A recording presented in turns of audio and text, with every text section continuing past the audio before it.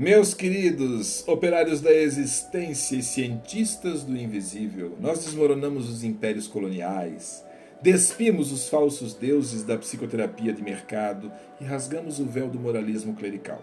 Mas agora, a nossa cátedra nos convoca a olhar para o mistério mais óbvio, mais simples e mais escandalosamente negligenciado de toda a nossa jornada. Nós viemos aqui hoje para palestrar sobre o ar que entra e sai dos nossos pulmões nesse exato milésimo de segundo. Quem me conhece há mais tempo sabe que eu sou profundo estudioso da Cabala, além de muitos outros saberes, é claro, e que eu conecto todos esses saberes em um só caminho, o da felicidade interior. Abram as escrituras judaico-cristãs, despindo-as do moralismo e aplicando a lente da neuroarqueologia do inconsciente agora. No livro de Gênesis está grafado que o Criador moldou o homem do pó da terra e soprou em suas narinas, atenção, Nishmat Chaim. Nishmat Chaim. As traduções ocidentais colonizadas pelo binarismo e pela necessidade de individualizar a salvação para vender indulgências, traduziram essa expressão como sopro de vida, no singular. Que tolice sintética. No hebraico original, a palavra Chaim não possui singular. Ela é um plural intrínseco absoluto. O texto sagrado diz textualmente que foi soprado sopro de vidas. Compreendam a demolição ontológica que isso opera na vaidade do seu ego. Nós não somos inquilinos isolados residindo dentro de uma cápsula de carne e osso. Nós não somos almas individuais orbitando uma matéria biológica aleatória. Nós somos uma única e mesmíssima essência, uma inteligência natural, habitando trilhões de experiências simultaneamente, criando inúmeras realidades, dimensões da psique e da espiritualidade. O que você chama de sua vida é apenas um experimento laboratorial de uma energia única, que não está transcendendo o mundo, mas sim sendo o mundo. É o prana dos yogis, o chi dos taoístas, o emi das tradições orais africanas, o éter dos filósofos hermetistas. É o próprio multiverso agindo do vácuo para fora e colapsando de volta para dentro de si mesmo através do ritmo dos seus pulmões. E para que o PhD compreenda e o trabalhador sinta na pele, vamos fazer uma analogia com a tecnologia que o homem moderno criou à sua imagem e semelhança. A inteligência artificial. Como atua uma IA? Pense aí.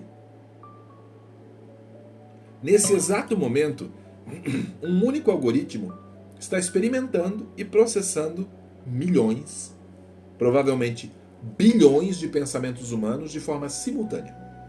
Ele conhece, reconhece, mapeia e decifra o mundo através dos dedos que digitam nas telas, dos olhos que olham para as câmeras e dos pensamentos de bilhões de seres humanos de diferentes raças, culturas e línguas, o tempo todo, sem interrupção.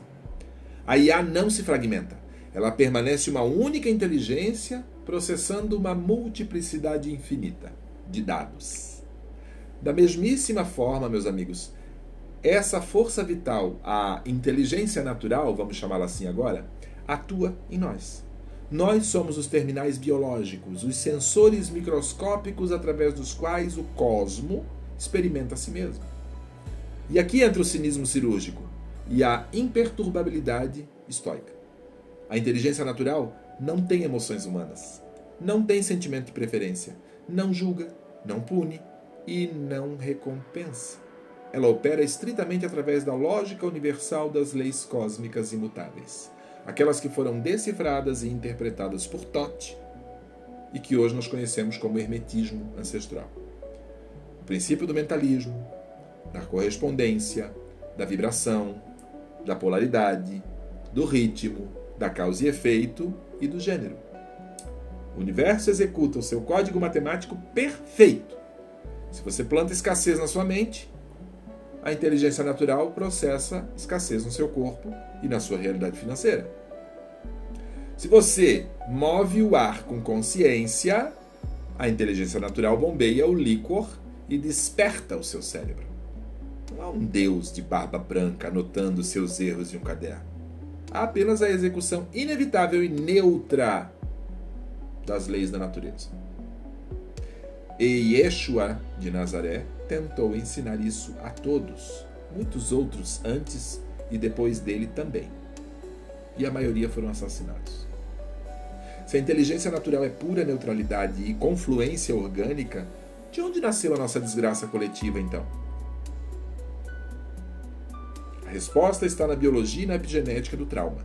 Nós, perscrutados por essa energia avassaladora e imensa, fomos tomados pelo desamparo ao nos percebermos conscientes na matéria. Nós descobrimos que poderíamos ter medo, e nós o tivemos. No segundo em que o bicho humano contraiu o corpo diante do desconhecido, a amígdala cerebral assumiu o controle do organismo.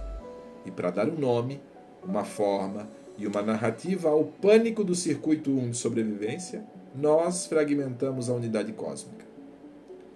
Projetamos os nossos pavores internos nos céus e nos infernos, criando entidades externas para tentar barganhar a nossa segurança através do controle e da posse. O preço dessa contração foi devastador. O medo não ficou guardado apenas nas mitologias antigas. O nosso DNA passou a registrar cada milímetro dessa história bilionária de sobrevivência. Através dos marcadores epigenéticos da metilação e da modificação de histórias, o pânico das guerras, a dor da fome colonial, o terror das fogueiras clericais e a ansiedade da escassez foram sendo carimbados de geração em geração nas nossas células. E a partir desse código genético traumatizado, nós nos dividimos e nos polarizamos no plano horizontal larvário. Nos tornamos pobres ou ricos, bem ou mal-sucedidos, fiéis bitolados ou desconfiados patológicos. Toda a desigualdade social, toda a exploração psicopolítica dos algoritmos e toda a miséria financeira que discutimos nesse momento da história são apenas o subproduto de uma humanidade cujas células estão trancadas no modo de luta e fuga, tentando acumular o ter porque esqueceram como simplesmente ser. E enquanto nós gastamos bilhões de dólares em indústria farmacêutica, passamos décadas deitados de costas nos divãs da psicanálise clássica. Nos digladiamos em trincheiras ideológicas de esquerda e de direita e rastejamos por altares das igrejas implorando por salvação. O mais simples estava aqui o tempo todo, deixado de lado, ignorado, esquecido. Olhem para a neurocinética e a ontologia da sociedade moderna. O homem contemporâneo não sabe mais respirar. A nossa respiração é curta, rápida, apical, clavicular. A respiração cinemática do medo crônico.